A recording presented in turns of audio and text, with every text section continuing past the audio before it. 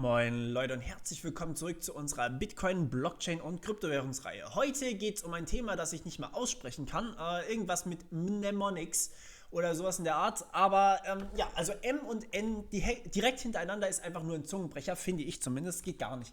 Aber auf jeden Fall wollen wir heute klären, was das ist. Und das ist sozusagen in Kombination mit den HD-Wallets von letztem Mal die Technologie schlechthin. Das heißt, mit den Mnemonics kann man auch wirklich sich die Private Keys oder den Seed, ich meine, im Endeffekt muss man bei HD-Wallets auch wieder nur den Seed zwischenspeichern. Die haben wir übrigens letztes Mal besprochen. Falls ihr da irgendwelche Fragen habt, schaut euch letztes Video an. Genau. Das heißt, wir müssen ja hier zum Backupen oder zum Importieren oder sowas wirklich nur den Seed speichern. Und jetzt ist es natürlich immer so, wenn wir irgendwo uns den Seed auf einer Festplatte speichern, dann kann es passieren, dass jemand uns hackt und dass der Seed verloren geht.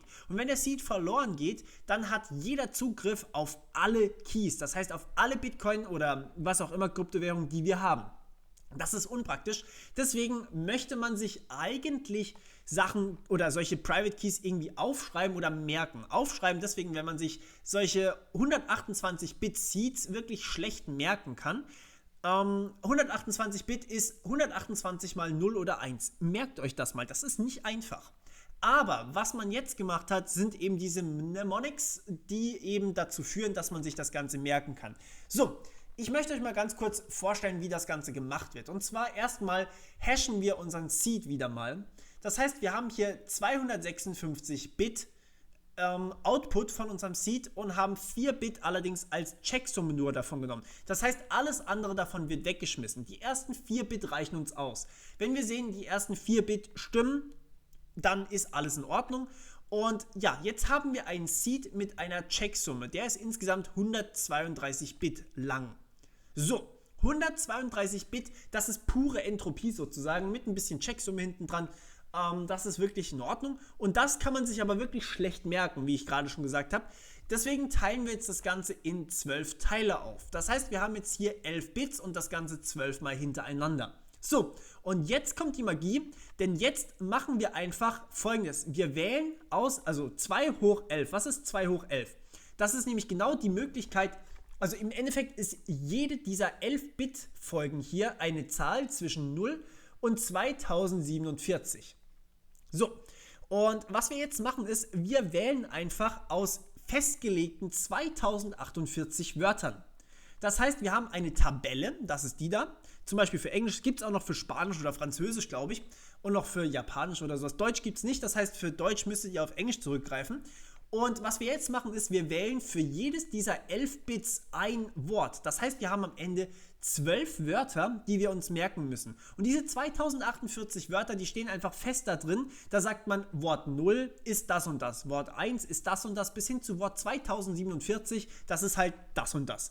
Und dann muss man sich jetzt irgendwas merken, was im Endeffekt nur 12 Worte sind. Und das wäre jetzt, ich habe wirklich zufällig einfach irgendwas gewählt. Also das ist jetzt kein Seed, den ihr irgendwie ernst nehmen könnt. Das war einfach wirklich nur ich, wo random durchgegangen ist und irgendwas ausgewählt hat. Arctic, Frequent, Disagree, Soccer, Ticket, Solution, Wealth, Awesome, Endless Damage, Trend und Zone.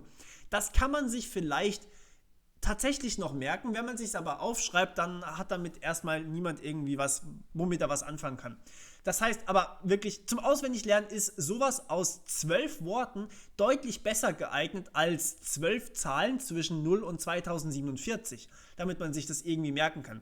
Das heißt, damit hat man so ein bisschen die Möglichkeit, sich wirklich auch den kompletten Wallet in seinem Kopf sozusagen zu speichern, und mit diesem Seed kann man ja alle Schlüssel wieder neu erzeugen. Das heißt, wenn ihr euch diesen Seed wirklich in eurem Kopf gemerkt habt, dann könnt ihr ohne Bedenken eure komplette Festplatte auslöschen und niemand kann auf eure Bitcoin zugreifen.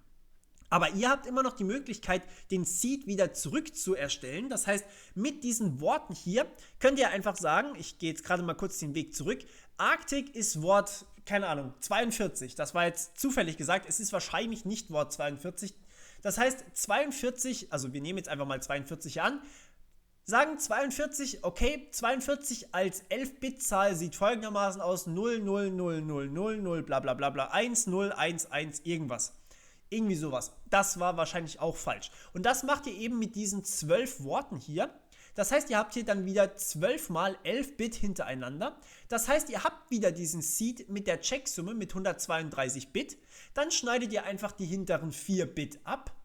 Dann habt ihr wieder 128 Bit und dann seid ihr wieder hier bei eurem Seed angelangt. Das heißt, ihr habt wieder aus diesen Worten komplett euren Seed wieder zurückerlangt sozusagen und könnt daraus jetzt wieder alle eure Keys nach diesem HD-Schema, was wir vor einiger Zeit, also im letzten Video im Endeffekt, besprochen haben, hier könnt ihr komplett alles wieder neu berechnen mit diesen 12 Worten. Das ist sozusagen der Trick bei Mnemonics. Ich kann es immer noch nicht aussprechen, auch wenn ich jetzt gerade ein Video drüber gemacht habe. Bitte lacht ruhig oder schreibt mir, wie man es richtig ausspricht. Ich habe keine Ahnung.